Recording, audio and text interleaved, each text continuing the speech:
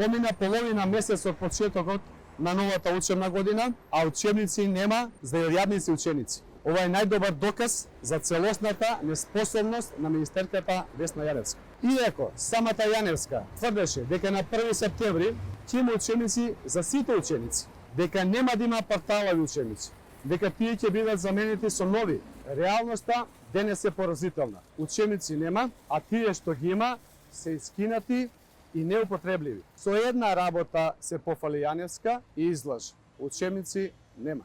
Признанието на Јаневска дека учебници нема, но дека допрва ќе се обезбедувале преку донации е скандалозно. Па што му е работа на Министерството за образование и наука? Да моли донации или навреме да обезбеди книги за децата? Зашто е платена Весна Јаневска од граѓаните? За сликање или за обезбедување на основните услови за работа? Не може учениците и родителите да бидат жртви за оваа неспособност. Поради неспособноста да обезбеди основни услови во образованието, бараме оставка од министерката Весна Јаневска. Учениците, родителите и наставниците заслужуваат образовен систем кој што функционира. Доста беа изговори. Време е за одговорност.